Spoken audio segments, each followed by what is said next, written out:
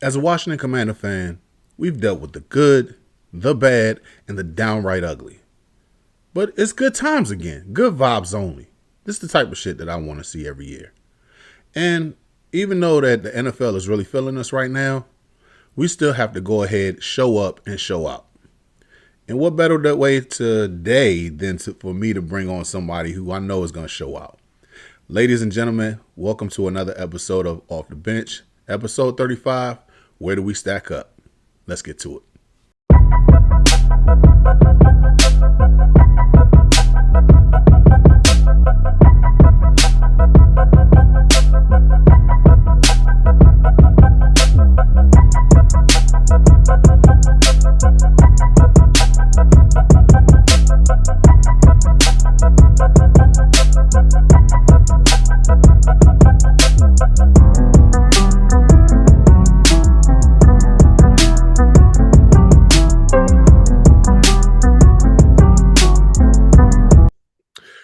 What up? What's good? What's happening? It's your boy Big Herb here for another episode of Off the Bench. We are on our way to the 500 subs, so be sure to like, share, and subscribe, and hit that bell for the notification. So today, for our show today, we have a really cool guest today, man. So first off, he's big in the Commander YouTube content creator circle with over 9.5K subs. He gives great takes on the Commanders, in my opinion, for a young cat and everything. And the one thing that I love about this kid, so before every single video, he tells Adam Rank, "Keep my name out your mouth, you dick riding bastard." I love that shit. Keep that same energy. And I call him the YN Commander beat reporter. Everybody give it up for Juan Gotti. What's good, man?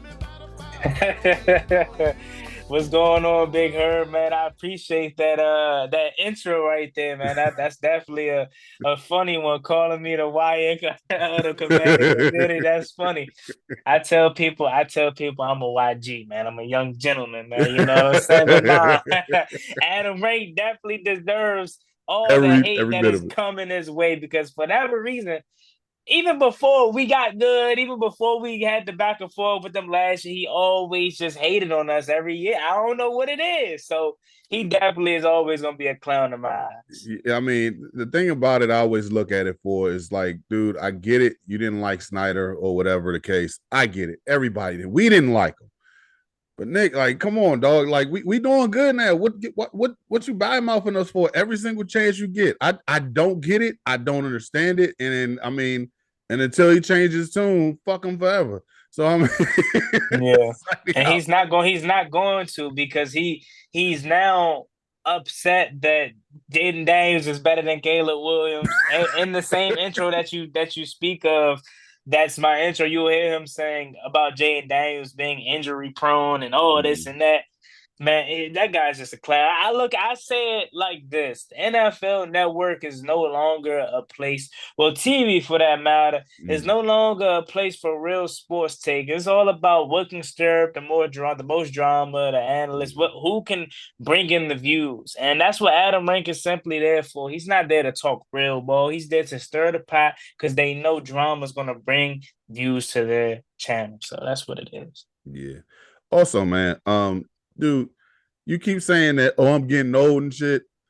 I'm about to be 40 this year. You ain't even touched old. I mean, I wish I was in my 20s at this point, bro. Like, enjoy your your youngness right now, man, because it's 30 will be here before you know it. So, Man, I say that because, man, I'm a person that wants to have it figured out now, and I get it, right? You're not going to. That's life. That's yeah, what they always tell me. But that's just me for some reason. Like we're in this generation where people in my age group is up against social media. Everything we see exactly. on social Mm-hmm. media is we think that's their life. And Yep. of course, people my age group, I fall victim to it all the time, thinking that we have to have the career job figured out, or we have to have this much money figured out. And Mm-hmm. it don't help it that the relationships do the same thing. right? Yep. And I know this ain't probably the podcast for it, but It's all good, man. the young ladies in our generation, man, they're not pure like how they was when you were younger or even a little bit older, man. So yeah, I get it. I know I ain't old how I be saying it, man, but it's just because real life, man, I be trying to have it figured out. I want it figured out, I should and this say. and I know this ain't the podcast for, but I mean at the same time we just be who you are. I mean, and Yeah. everything in whatever happens. Just Hmm. take it in as a grain as what it is, and we all do stupid shit at young ages. I mean, we all. But the one thing about it, like they say in the lyrics, we get right back up. So Yeah. don't Hmm. even worry about it. But anywho, Yes, sir. let's get on to some goddamn football right now. So Let's do it. breaking news through the presses that just, I mean, as we're recording, just came through. The Washington Commanders will be on Hard Knocks in season. Now, during the training camp, we will have the Buffalo Bills. But in the in season one, we have the NFC East with the Cowboys, Eagles, Giants, and of course, our Washington Commanders. So, with this taking place, and it's going to be on HBO Max, I believe around like November when they start showing it and everything. I mean, we're going to get a lot coming in on this season. I mean, like last year, because last year was the first year that they did the whole entire in season with the whole entire division. It seems like we're going to be getting it somewhere around, I guess, like really starting it off around like week 11, week 12. So it looks like it might be in the time. By the time they start, we're just getting to was it our bye week because it's right after the game in Spain. So, what's your thoughts on the actual fact that we're going to finally be on for the 25 years that this show has been on? We're finally going to get the Commanders on Hard Knocks. Yeah, man, it definitely continues to push the narrative that things are different, right? And that's why I feel like it's finally happening because they're like, man, if we had the same old Washington team, we probably wouldn't be caring for them to be on HBO's Hard Knocks. But you look at it, I love it. For the simple fact that we're continuing to get the recognition that is kind of stirring the pot in terms of the changing of the guard. Now, I'll be real with you. The same way that I am excited for it, I also could care less for Hard Knocks if we weren't on it. Like, I really don't watch it in its entirety when it's not us. But since it's going to be us and it's going to be our division, I'm going to make time to watch it. And they don't make it easy that you have to pay for it. If it was free, of course I would watch it. But like, Yeah. they charge you for everything. So I'm Yeah. gonna buy it. I'm gonna get it You ain't for got the our plug, man. division. Huh? You ain't got the plug. I mean, look, We I don't. don't. By the way, we don't condone that you go ahead and find a way for free, but you ain't got the plug, bro. Nah, I personally don't, man. That's why I be out of the loop with a lot of the stuff nowadays in terms of non-Washington sports. But Yeah. um, I love it because it also shines light on the best division in football because it's not just the Washington Commanders. I'm not going to sit up there, although we're Skins fans and Commanders fans, but it's for the rest of the division. And you look at it as a whole, what other division has this kind of spotlight on it right now? And I really can't think of no other one besides maybe the AFC West. Like the AFC South, no. I No. mean, obviously it's Travis Hunter and Cam Ward enough to get a whole HBO in season look, not really. But No. then you look at the NFC East, you got the Commanders, they're the rising team. A lot of people have targets on Jay Daniels back. Is it a slump? Is this was just 1 year luck? Dan Quinn, how is he going to be going into year two? Are we going to get some behind the scenes of the draft? Are we going to get Josh Connolly Jr. action? Right, of course. How is he going to fare when it comes to going up against all these big time defensive linemen that we're going to face, especially. And then, as mentioned, it's starting in like November, December. So they're not going to be recording the whole season. They're going to be recording really that gauntlet that we're going to be headed at the end of the season. Whether it's like at the end we play the whole NFC East, Eagles, Yeah. Cowboys, Giants again. So that's really why they did it as well. But then the Cowboys, right? George Pickens, CeeDee Lamb. How has that relationship affair, right? How Exactly. have they worked out? Can't crash out. Obviously, right. And then of course you got the Eagles, the defending Super Bowl champs, who don't want to see those guys. They're the Super Bowl champs for a reason. Of course, that they're always gonna be made for great TV. Nick Sirianni just got a contract extension, so Yep. we'll see how their season has played out thus far, and has their fans turned on them yet again for a team that is so successful. They turn on their coaching staff every week. 1 week he's good, 1 week he needs to be fired. And then obviously the Giants as well. In my opinion, out of all the teams in the division, including ours, I think they're the most interesting team because they have a lot of the question marks. Will this be Brian Dable's final year? Will this be Joe Shane's final year? Or did he finally get it right by drafting Abdul Kader at 3 and Jackson Dart? Who will be playing for quarterback at that time for the New York Giants? I think by that time it's probably going to be Jackson Dart. But who knows? That defensive line is really good. I don't expect them to be as bad as a lot of other people think. I think they're going to be solid as well. And then back to the Commanders quickly.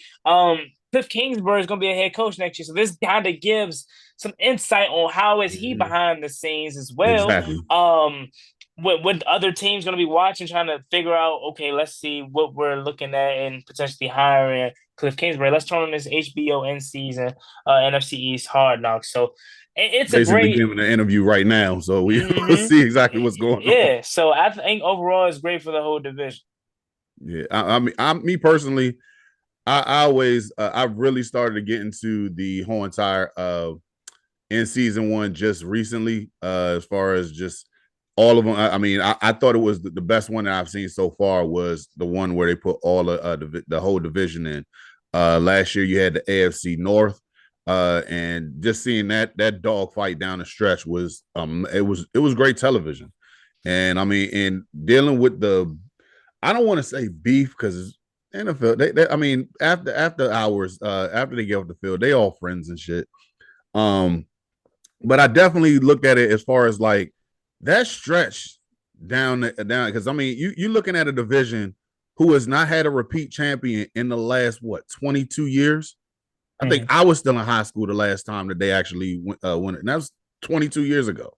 So I mean, damn, I'm old. But no, like seriously, I'm looking at it like we could possibly be the NFC champions, NFC East champions, and then on top of that, they do record while you're on the road to the playoffs. So let's say if we actually get 3 teams in the playoffs, and you still have that, okay, so we're gonna follow this team all the way up until their season ends. And me personally, I'm all for it. I mean, I've been a fan of this series for the longest time. I just hate the fact that they kept giving the Cowboys like 4 or 5 different ones. I'm like, dude, there's other teams. Like, why ain't we seen Green Bay yet? Why ain't we seen what's the name? San Fran yet? Why ain't we seen any other teams yet? But I'm finally and obviously we, like I said earlier, we weren't gonna come over there and have this when Daniel Snyder was in here.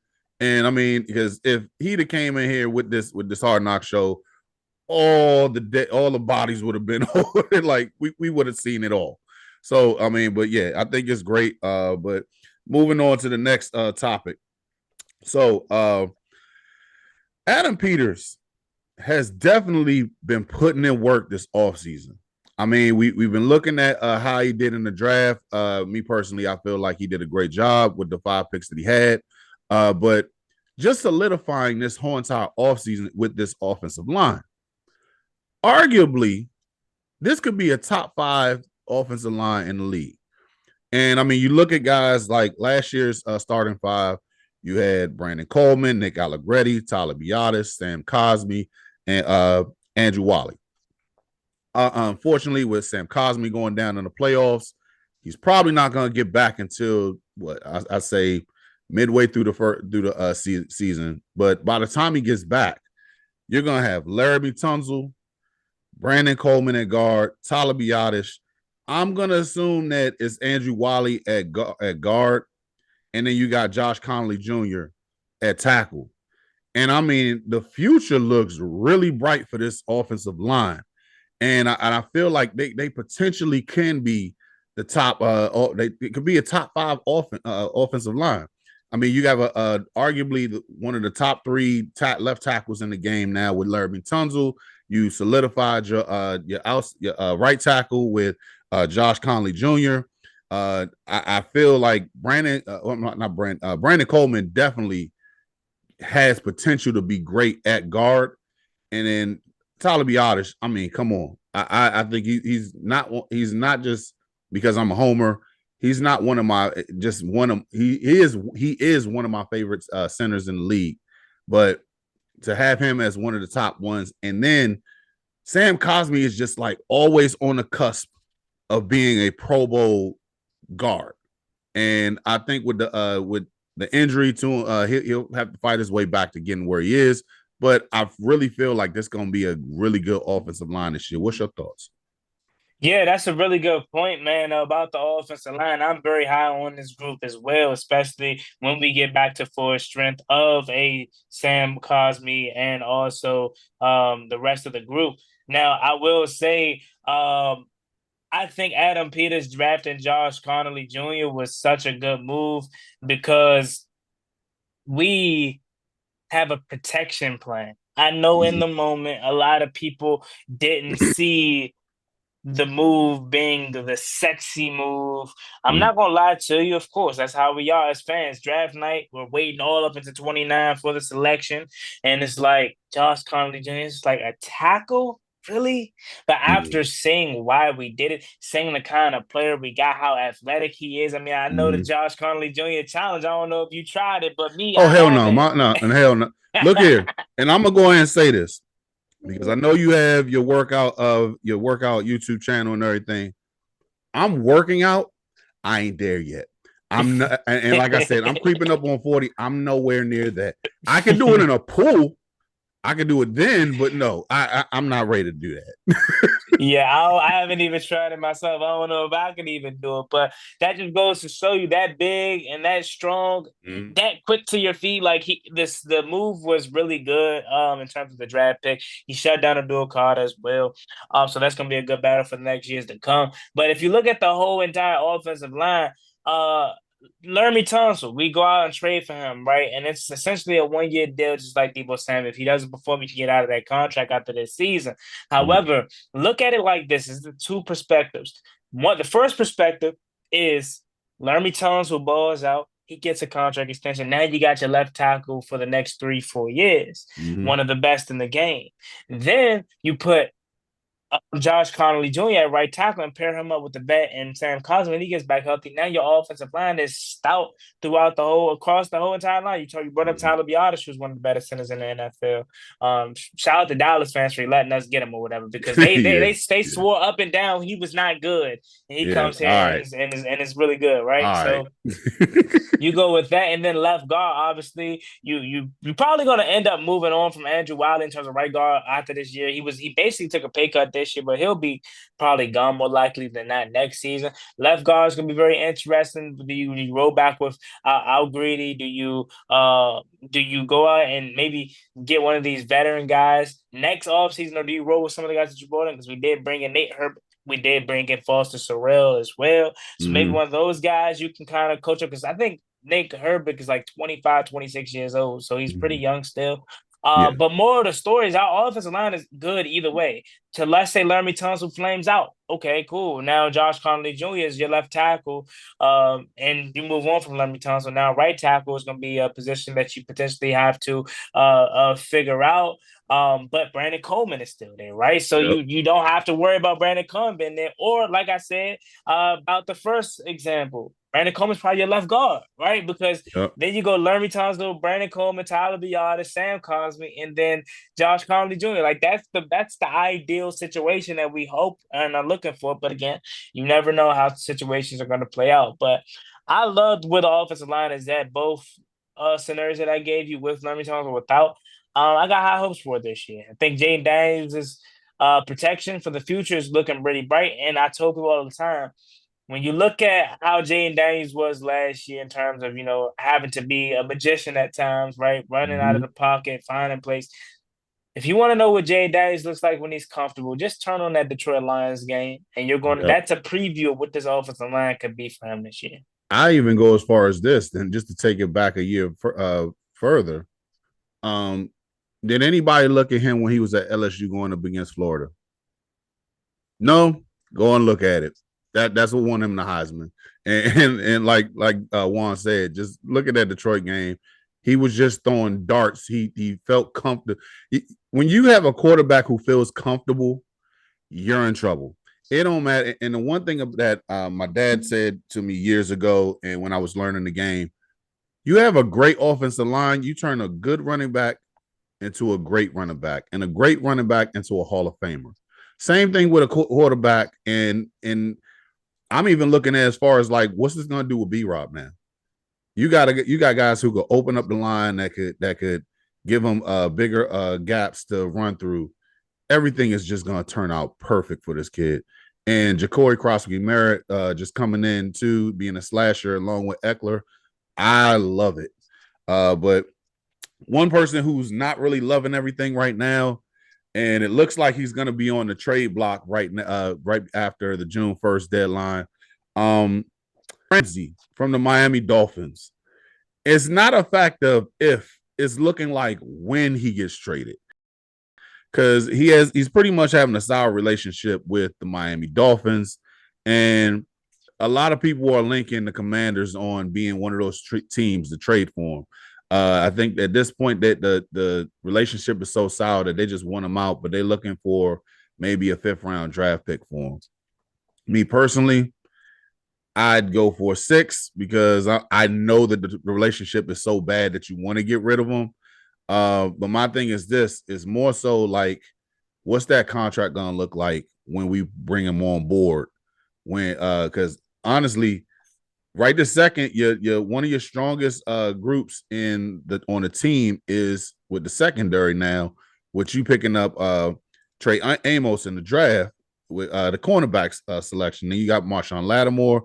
You also have Mike Sanders still. And I keep pronouncing Jonathan Jones, Jonathan Jones, but Marshawn. not Let me the see. other kid. He was number 1 last year. I can't Oh, pronounce Noah Igbenogany. Noah Igmanogany. So I Yeah. mean, it's the depth on there really looks good, but at the same time, do you think that this group is good enough with him, or will be good with him, or good enough without Man, honestly, I think this group. If I don't know how many of the fans of Off the Bench, Big Herb, know who him? I am, but I've always said this. If you check out my channel, man, I loved the group before we got Trey Amos. I was a big fan of keeping Mikey Sanderstead on the outside alongside Mm-hmm. Marshawn Lattimore, having no Monogamy in the slot. I was on the minority of that one because everybody else was like, "Juan, you're tripping. We need to upgrade the cornerback position," which is cool. And with us doing that, with adding the Trey Amos, getting a guy that I think is the perfect matchup for the division, he's the guy that screams NFC East cornerback. You need somebody to Mm-hmm. get physical with AJ Brown, CeeDee Lamb, George Pickens. That's your guy. So with me already loving the cornerback room before we made any moves, I love it even more now because not only did you address, the starter position with having Trey Amos as another boundary corner, Mikey probably back in the slot most likely. Now you got Noah Igbenogany and Mm-hmm. Jonathan Jones is your first depth piece. And Jonathan Jones, a former Super Bowl champion, Yep. a guy that loves getting turnovers on the ball, right? He not punches the ball out of there. He jumps routes. He's small, but he Yep. plays bigger than his body. He's physical. So again, man, I know I really sound homerish, I guess, but I just like the offensive line. I love what this cornerback room looks like right now. Yeah, because I mean, this potentially could. I mean, if we were to pick up Jalen Ramsey, now I know the team at the time didn't do really great, but just imagine it having the like at one point we had 3 Hall of Famers at cornerback. You had Darrell Green, Champ Bailey, and Deion Sanders. And then the following year they picked up Fred Smoot. Now, granted, Deion left afterwards, but still, just the fact that you have a strong group in there. Possibly if Jalen Ramsey gets in, this could possibly the best Well, I don't say I take that back because we had Smoot, Sean Springs, because Sean Springs was actually killing it when we was here in '05. Mhm. And that was a pretty damn good cornerback room. But even still, like to be able to have it to be that strong to get somebody like a Jalen Ramsey who and here's the thing, it's not far fetched because he's getting older in years. You can get him from cornerback and switch him to free safety, possibly. Mhm. So I mean, it's a look to just say it's something to think about. And it extends his career. So I mean, I think my thing is just more so like, how much we paying for him? Because he is getting up there in age. I think he's about like 30, 31. So he's not in his prime years, but he's definitely not in his twilight years as well. So I think in a better situation, he'll be okay. And even if we get to a point to where we get a better pass rush, it don't matter who we got a cornerback. You gonna come over there and you got to get rid of that ball. And then we got ball hawks and physical what's name corners that it could just be it'd be pretty damn good to see him in burgundy and gold, if you ask me. Mhm. But we just talking about one side of the ball with the secondary. It's time to talk about this one because I've been seeing it a lot on IG and social media and everything like that. We having a lot of the NFC East itself, and this even goes back to the hard knock situation. We have like arguably the not arguably, I will go ahead and say it. We have, and I even go as far as to say, because I saw your video the other day, we have the best receivers in the NFC East. I Mhm. mean, you got the defending champs with AJ Brown, and what's my man's name? The skinny Vonta Batman, Smith. Devontae Smith. You got CD Lamb, King Crash Out. You got Terry. You got Debo, and then you got Malik Neighbors. I'm sorry, Malik, but I mean, you ain't got nobody out there with you. You're just there by yourself. Look, Darius Slayton, okay, Jayla Hyatt, Wandale Nah. We're not Robinson. gonna do that. We're not gonna do that. Let's keep it. What do you want Darius Slay over Debo? Nah, nah. Exactly. Yeah. But no, what's your thoughts on this division? Yeah, I mean, again, piggyback off that. I just said that on live. I feel like that's a big reason as to why the HBO Hard Knocks is also here because look how high powered each team's duo is. And then I did kind of just make a TikTok on that. I was like, which team will have the best duo? In terms of the wide receiver duo, um, right now you have to obviously say the Eagles because Mm-hmm. Devonta Smith and AJ Brown have done it consistently for years now. Been to two Super Bowls, won one. Yep. I think honestly, all unbiased aside, I think George Pickens and CeeDee Lamb have the most potential Mm-hmm. out of the group, and then the most reliable. I say it's Terry McLaurin and Debo Samuel because Terry McLaurin by himself is going to give you 1,100, maybe 1,200, maybe 1,300. We'll see. And then Debo Samuel getting back to being healthy. He's not the best wide receiver two out of all the group, but he's not the most purest wide receiver. But he's the one that I think that can give you the most production because he can do so much in terms of through the Yep. air and on the ground. So Mm-hmm. man, it's crazy how good this division is in terms of wide receiver room. And we personally came a long way. I remember Kelvin Harmon and Robert Davis was who I thought Man. could be the wide receiver two alongside Terry McLaurin, right? So we came a Uh-huh. long way. I'll take you back because it's probably before your time. Albert Connell and Michael Westbrook. I remember Michael Westbrook. Yeah, so I mean that was because when I started watching, like really tuning in, like how I am now, I think I was like in seventh grade. So I mean, like I remember Albert Connell, uh, Michael Westbrook, Henry Ellert, who was guys who we had, and then by the time like 2000 hit when we went to the playoffs against the what's the name, the Lions, and then Tampa. Ironically, we've been playing we played them this year, but it's just like dude, like that offense was nice back then, and then it just makes the whole entire division better. And that's the one thing that's just like remarkable about this because I mean it's just like hey, we I mean think about it. Whatever division can you honestly say has a better receiving duo in the league? Now you have some that's great, but not in the whole entire division. Like you could say, since he has a great duo with Chase and what's my man's name? His T. name, Higgins. yeah, T. Higgins. But can you say the same thing about the Ravens? Nah, you can't. You can't say the same thing about the Steelers because you had what's the name, uh, George Pickens. George Pickens, and then you traded him, and then you can't even say the same thing about the Browns because other than Jared Judy, what else? I mean, the same thing. We can't honestly can't say that it's any other division where it's a plethora of talent at the receiving position and being able to actually go ahead and just like, hey, we could put our receiver. And then you got, and his name, I give credit to when credit's due. Malik Neighbors is nice. And I'm hoping, and I know it's far-fetched, but I'm saying it today on what's the name? What's today's date? May 21st. Wednesday, May 21st. I'm hoping within the next few years that JD5 could pull off his friendship with Malik Neighbors and try to get him here. It's gonna be hard as hell trying to get him here, but JD, get your boy back. Bring your boy over to DC if you can. So I mean, we will greatly appreciate it. I mean, I know he's your family at this point. So, but since we're talking about family, let's talk about NFL Network. Definitely came out with some heat with our Oos, Frankie Louvu. They had a piece on a short video about him and his life growing up and U.S. Samoa. It definitely at point had a tearjerker in there because it was talking about his brother who lost his life. Is talking about the struggle of just trying to make it out of Samoa just to get it to the league, and not even just get to the league, but just get to college. And one thing I didn't even realize that one of his coaches was former Redskin Joe Salavea. And just to see him on there and just talk about it, and he has that energy. It's something about the Samoan culture that just breeds family love, and we get active.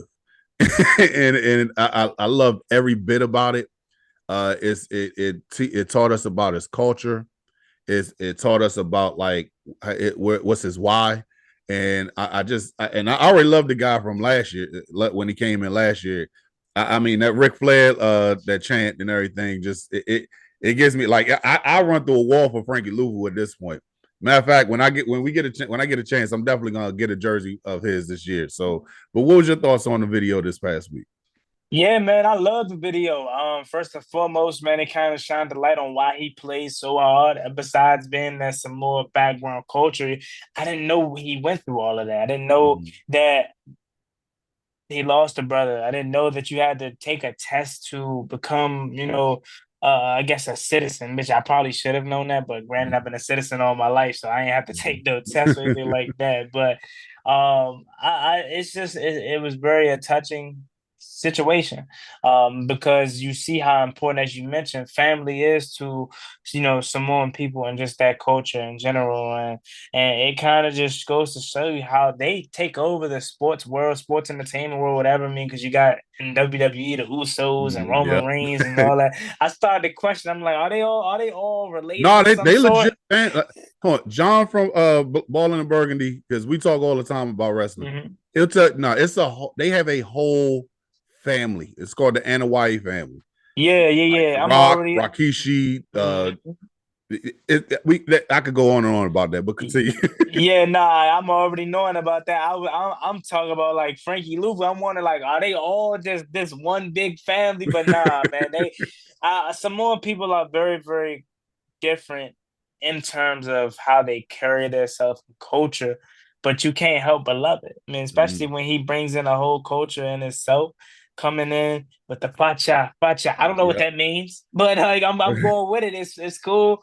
And then like the cookouts, stuff like that, man. The whole just some more Yeah. culture is very cool, man. I definitely would love to go to a cookout with a Samoan family. So I mean, because it just feels like because if you get a chance, because Stephanie McMahon has something on Disney Plus where she brought the whole entire, they called them the bloodline, and they were talking about like just bringing the whole family together. And they had people. They had like a barbecue. They went on. They had their own boat, but they went. They had their own yacht, but they had like a what's the name? One of their family members cooking. And I ain't even gonna hold you. That shit look good. So I mean, I know that, and they be grubbing when they over there too. So I mean, that's something I would really love to look forward to if I ever was friends with a Samoan. Mhm. But not like that. Just filling us in on the culture, because the one thing I love about people is if you bring me into your culture and educate me on it. That's something that's I feel like we should all educate each other about our culture and what drives us and everything like that. So Mhm. shout out to Frankie Louvu with that, man, because I thoroughly was entertained. But moving on to the next thing, because going back to the team, last year, I think with the draft class that we had, I think it was a damn good draft class that we had. We obviously seen what JD did. What's the name? Jazon Newton. You got cats like Ben Sinnott, Luke McCaffrey, obviously Mike Sanders still. So my question to you: who do you think is going to make the biggest jump in this with this draft class, with last year's draft class into this year? Would I be biased if I just continue to harp on Mikey Savage still? Now I'm just playing. We already know how good Mikey is. I love Mikey, man. Mm, Um, out of the rest of the draft class, Luke McCaffrey is he's cool, but it's like, I'm not really too concerned about him blossoming because I mm, mean I don't really think we necessarily need him to. yeah. Zerzan Newton's another one that I think is very very special in terms of his potential. Mm, But what about Javante Jean Baptiste? Um, was he was a part of that draft class? I want to say right. yeah. Yep. He's part of that draft class. So that's the guy that I'm looking at the most because if out of all the upgrades we've made this off season, edge rush has been like the seeming to be the group that we've kind of neglected the most. But he Yeah. seems to be the guy that has the most youth to him and the most upside. So why not go with Javante Jean Baptiste? Yeah. I mean, that's a good one. Me personally, I'm going with Ben Sinnott because you're in there with Zach Ertz. Zach Ertz definitely has the potential to be a Hall of Famer one day. And you just getting so much knowledge. And I feel like last year he was a great blocking tight end. I loved everything about it. But then you actually got to see like you're gonna be able. I think I'd give him by week 5. We're gonna really go ahead and see what he's really made of. Because I mean, with Peter saying that he's giving off that what was the kid? Those the tight end over in 40 with the 49ers. George Kittle, George Kittle and the fullback that they just Kyle got, Juszczyk. Kyle Juszczyk. Mm-hmm. He said that he's basically giving him that energy come when he's on the field. Blocking wise, I think the kid's tremendous. I seen a few where he just pancaked some people. Like I remember the run that against Dallas when JD5 went in untouched. That lead block was Ben Sinnott. Mm-hmm. What's his name? But then you see as far as like now, granted, he only had 2 like big catches this year. One against the Carolina Panthers with the touchdown, his first catch, and then became actually a touchdown. And then even if you look at in the NFC Championship game when Tress Way threw the pass to him, I think that he because I seen so much of his highlights in college with Kansas State. I think he has the potential to really be great, and I'm looking forward to see him make the biggest jump, especially with how JD5 had the offense rolling last year. It's Mm-hmm. all is the more weapons that you get that just from last year to bump up to this year, you're only going to get better at this point. Right. So, but that's who I honestly feel is going ahead and gonna make that big jump this year. Obviously, we Mm-hmm. all know the JD5, but that's just the easy answer. I didn't want to give the easy answer on this one. I wanted to really Right. give everybody a chance. Like who is the real person that's gonna make that jump? But Mm-hmm. even Jazon Newton, I think with this one, I mean, I think he may be the best pass rusher that we have on this team, other than Deron Payne. But it's something to look forward to. But something else to look forward to this year. The schedule just came out, so I think I got the actual what's the name of it? The schedule up here, and I'm gonna put it on here real quick just to go ahead and get your take on it. So, looking at the schedule, what's your it was and I know it's early, but what's your predictions on this schedule? Like, what do you think that we could actually do with this schedule this year? Yeah, man. I mean, of course, like I said, it's basically May 21st, so it's almost June. So it definitely will probably change from the course of now until the regular season beginning. But I look at the schedule at first glance, it's gonna be tough. Every single week Mm-hmm. is bump. It's not an easy game on this schedule. And I would love it. I love it that way because that just goes to show you that we're gonna be battle tested by the time we get to the playoffs, if we in fact make it back to the playoffs and Mm-hmm. or win our division. Every single week it's competition, right? So you're going to have opportunities to prove what a lot of people that are haters of the team and really hoping this truth is being a sophomore slump for Jane Daniels and this team to be, lucky Cinderella story, Hill Murray, this and stuff like that. We got a Mm-hmm. true opportunity week in and week out to show them that it wasn't. Also another thing that I have that's up there that which that's going to be put on show very, very soon is and tested is the defensive line. We upgraded this run defense heavily this offseason, whether it was bringing in Dietrich Wise, Eddie Goldman, Javon Kinlaw, the rest of the other guys that we also have added to the room in the interior.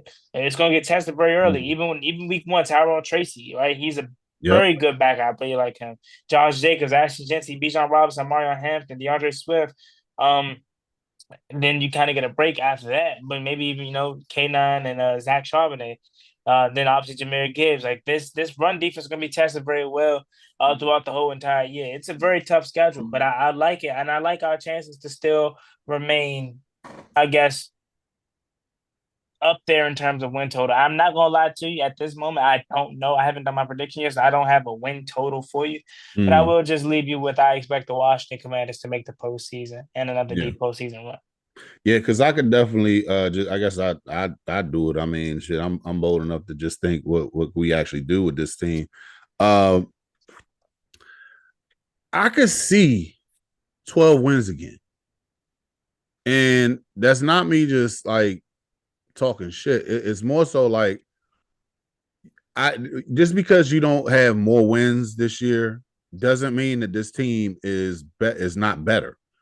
You could be better, and then just things will swing the wrong way because the ref just, you know what, that's a flag right there. And then it messes up the court, the continuity of the team. You get a win over the ones that like you didn't expect to get. On honesty, I wouldn't be surprised if we start off 6-1, 7-0, and then we get to the to Kansas City, and let's say that we Hmm. actually beat them. Yeah, Oh, I can definitely see that. Hmm. so, I mean, and I just with this team, I don't think I've ever been this this confident. But if I was, I'd probably say the '99 year when we almost went to the Super Bowl, and because that offense was just amazing. I mean, the only reason why they weren't the number one offense because they had the greatest show on turf in St. Louis. And I mean, it just I really feel like this is definitely something to look forward to.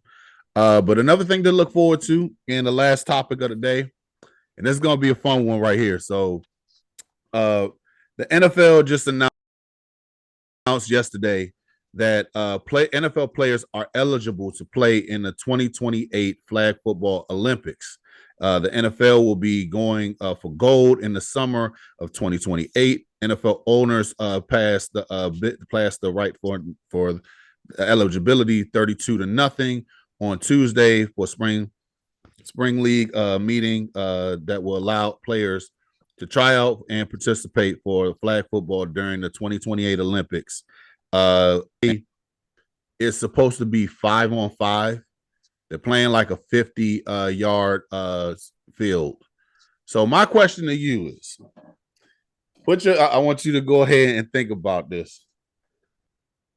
Who is your 5 on offense in the league? You could pick from any team. 5 on offense, 5 on defense. Now, here's the thing for those who don't know: when you have it to like 5 players, the the person who's snapping the ball, who would be the center, they're all eligible. So you could have like a tight end at center snapping the ball and then going out for a route. Um, I'm not sure if they're gonna do like a 7-on-7 like they do with other leagues. I know when I played, it was an 8-man league, so you had like 3 down linemen. But we're gonna say for shits and giggles, it's a 5 5-man team for 5 on offense, 5 on defense. Who would you pick for your 5 on offense? Uh, man, I don't want to be biased and say Jay and Daniels, but I'm just assuming like in 4 years, 3 years from now, 4 years Mm-hmm. from now, my immediate reaction if this was to start tomorrow, I would be like Patrick Mahomes. I don't know what Patrick Mahomes is going to be like by that time. Lamar Jackson, I don't know what they're going to be like in 3, 4 years from now. I still expect them to be good, but they're going to be up there in age, or are they still going to want to play, little stuff like this? So I have to feel like I kind of got to go with one of these young guys that's coming up in the game now. And why wouldn't I not go with the best rookie of all time? So since it started in 2028, I'm gonna say Jaden Daniels because he's gonna be just in his prime. But if this was to start tomorrow, I'd probably say Patrick Mahomes or like Lamar Jackson or something like that. Um, outside of that, I'll probably go Brock Bowers as my tight end because he can play Mm-hmm. center. Receiver. Whew, You got your pick. You got your pickings over there. I mean, you can pick whoever the hell you want to. I want to say Justin Jefferson because Justin Jefferson and CeeDee Lamb would be insane. Uh, That would be insane. I think that's what I'm gonna go with. Justin Jefferson and CeeDee Lamb. So that's was that 4. yeah. So you got a running back that you got picked. Jameer Gibbs. Man, we right here or something, man. Yeah, Because I'm gonna tell yeah. you exactly what I wrote.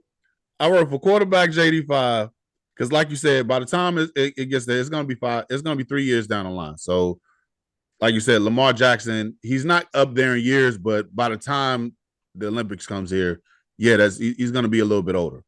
But you got JD5, Jameer Gibbs. I said Justin Jefferson and Jamar Chase Mhm. with Brock Bowers. That's a deadly combination with that because I mean, you got the speed of Jameer Gibbs, and I mean, if you haven't seen him in the Pro Bowl during the flag, I mean, granted, it's flag football, so it's not like a lot of tackling or anything like that. There ain't no tackling at all. But Brock Bowers is nice, and he's a rookie, so he's going. By the time I don't even think he's learned all the great route. He's not even a good route runner at this point, right this second.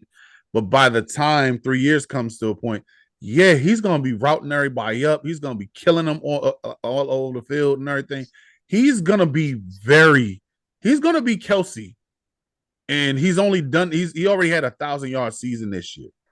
Then you got the best receivers in the league coming out of LSU. LSU is wide receiver factory next to Ohio State, and I'm not even trying to be biased.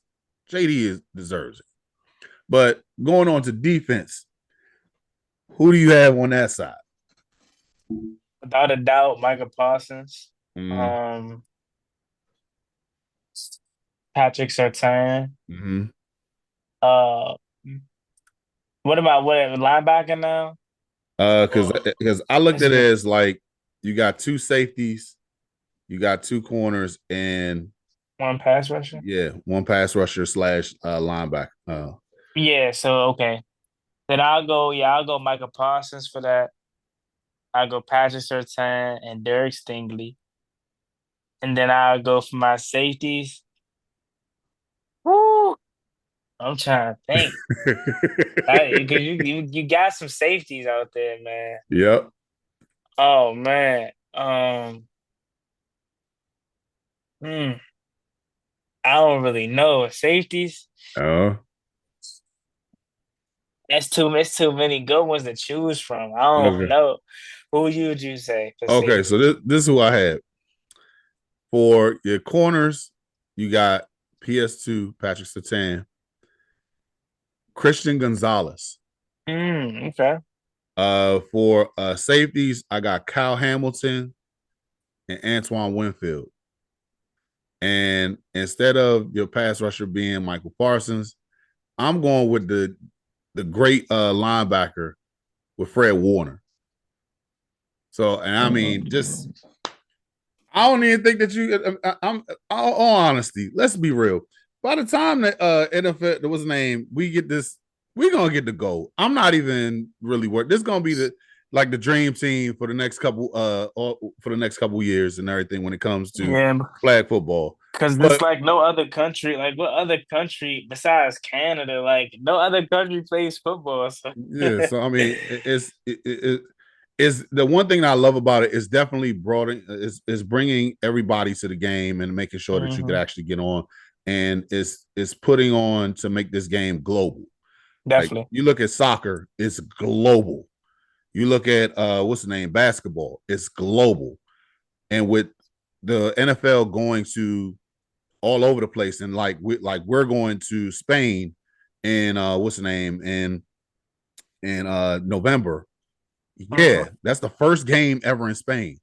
So just imagine you get that one kid that just like, oh, I saw JD Cinco and he made me want to be a football player now. So now I'm from Spain and I'm getting picked up to play in the Olympics, and I'm going to play in the NFL at some point. So yeah, it's something that I'm looking forward to. But man, it's been a pleasure having you on and everything, man. You want to tell the fans about what can they look forward to with you? Yes, sir. Thank you so much for having me on the channel, man. I really do appreciate it. My guy Big Herb from Off the Bench. Thank you. This was a blast. Covered a lot of topics. It's me and boy Juan Gotti. Juan Gotti Talking Sports this is where you can find me on YouTube, Twitter, TikTok, and all the social media platforms. I'm on the road to 10,000 subscribers on YouTube. So please help me get there as soon as possible. And obviously, subscribe to my guy Big Herb. Man, great content and definitely one of the up and coming guys in the community. And as always, me and boy Juan Gotti. And again, thank you so much for having me on, my guy. No problem. As always, guys, please hit that like, share, subscribe, and also hit that bell for the notifications. We are on the road to 500 subs, and like we always do every single time. Oh, by the way, check me out on IG on the off the bench _ HTTC.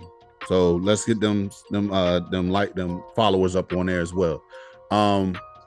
Guys, as always, left hand up for we, the Commanders. Peace. Yo, you made it to the end of Off the Bench. Be sure to like, share, subscribe. Man, look, it ain't gonna cost you that much. It ain't gonna cost you anything at all. Just press that like, that share, and subscribe. Help a brother out, man.